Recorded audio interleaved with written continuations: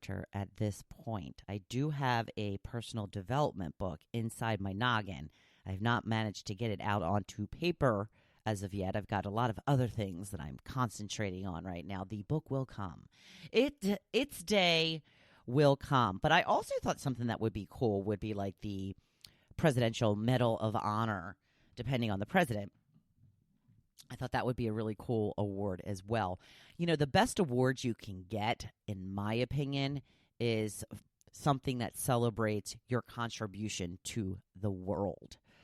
And I think that's what it's intended to be. Most prizes are intended to be that. When we think of awards, we think usually of acting awards or sports awards or even beauty pageant awards. So I like to be known more for my mind, I think, than anything else, or my message, or my ambition and perseverance. Live a life that is award worthy, whether there are awards being given out or not. It's one way to look at it. So, of course, the elephant in the room that I have not mentioned thus far, of course, the passing of basketball legend Kobe Bryant. You know, Kobe is somebody that we all know of. I do not watch basketball. I do not follow basketball. I don't care about basketball. But when we were watching, well, we had it on. We weren't actually watching the Pro Bowl, but they had mentioned it right before the game had started, and I had posted my topic merely minutes before this news broke, and I'm thinking maybe that's another reason, as people were a little too distracted with the shock and the devastation of Kobe and his 13-year-old daughter, Gigi, dying along with 7 others in a helicopter crash yesterday morning. We saw it on the television, and my husband and I both looked at each other with just wide eyes, and our jaw dropped open.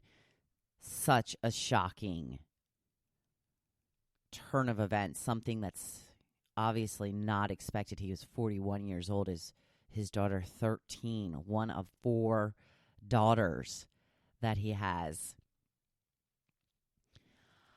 When I first got into radio, the radio station, as many of them are in Lower Marion Township, which is where Kobe Bryant played high school ball. So I have known about Kobe since his high school days. In fact, I remember covering the story that Kobe, so Kobe's been known about, been doing his dazzling basketball moves way before the pros, because we all knew about him back then. We all knew he was more than likely going right into the draft rather than taking the route into college. He was obviously already mixing with celebrities and, powerful people. He had taken Brandy. You remember Brandy, the actress and R&B singer, Moesha.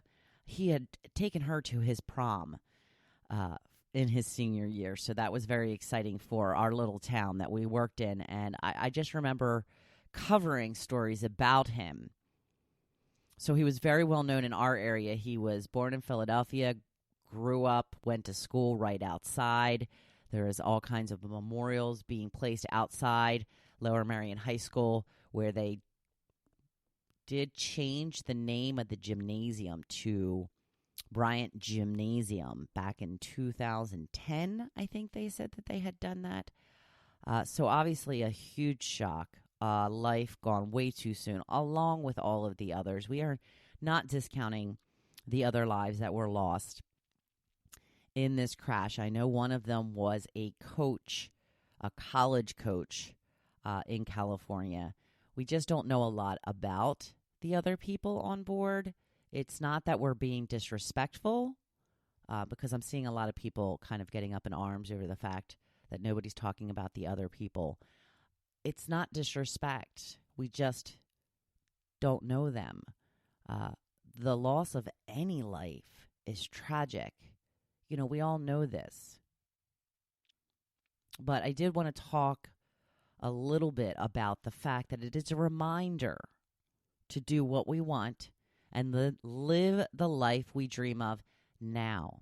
It's a reminder that while working towards something big in your life, it's important to enjoy each and every day.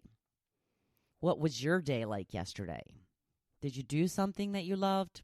Did you have a good day? Or were you moody and miserable?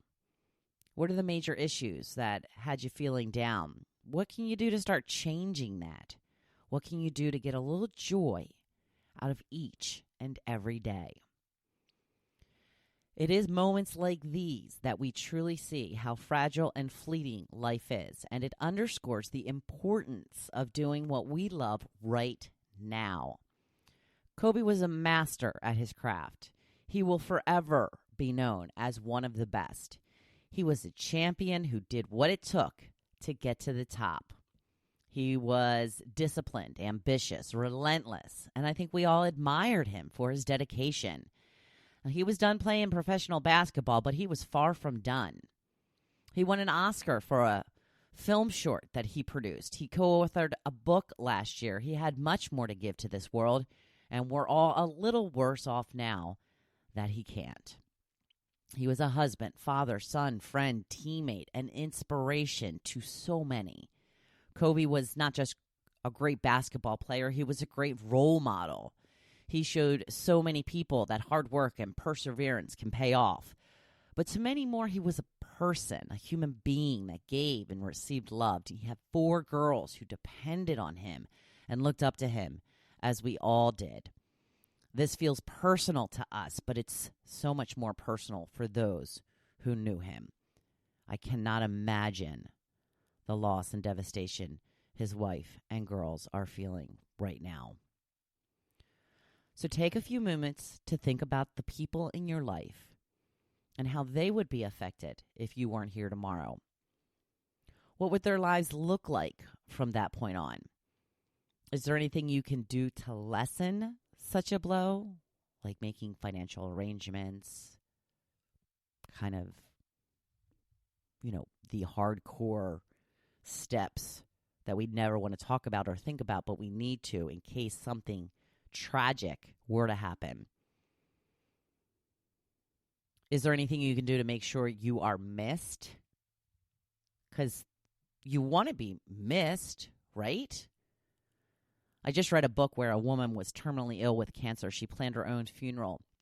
She said the people in her life wanted to make it a celebration of life. She said, that's fine, but it's okay if people are sad. She said she wanted people to be sad she was gone. She wanted people to feel the void that was left. So she put together invitations for her funeral that read, "It's my party and you'll cry if you want to." I thought that was perfect. You want people to notice your absence. You want people to move on with their lives, but also remember you and all that you brought to them. It's okay to be sad. Most of us didn't know Kobe, but we felt like we did. He was someone we looked up to and knew he had something special. It is sad to see any life snuffed out too early, but when it is someone that has seemed to be a part of your life for so long, it just hits a little harder. It makes you question if you are living the way you want to when your time comes. Would you be okay with being done now? Would it have been enough? Of course, we can always do more, but do you feel like you are living your true purpose? Take a little time to think about that. It's going to be all about your purpose and your path this week. I hope you are up for it. It's Monday, my favorite day after Friday, Saturday, and Sunday. A brand new week full of opportunities and possibilities. Don't squander them. Seriously, the time is now. And now I really, really, really want you to go make today your best day yet. Thank you for listening to The Hope List, hosted by Wendy McClure. For more inspiration, please visit hopefulist.com. Thanks, and we'll see you tomorrow on The Hopefulist. Ellen, come on, Ellen. Have me on your show. Lifelong dream.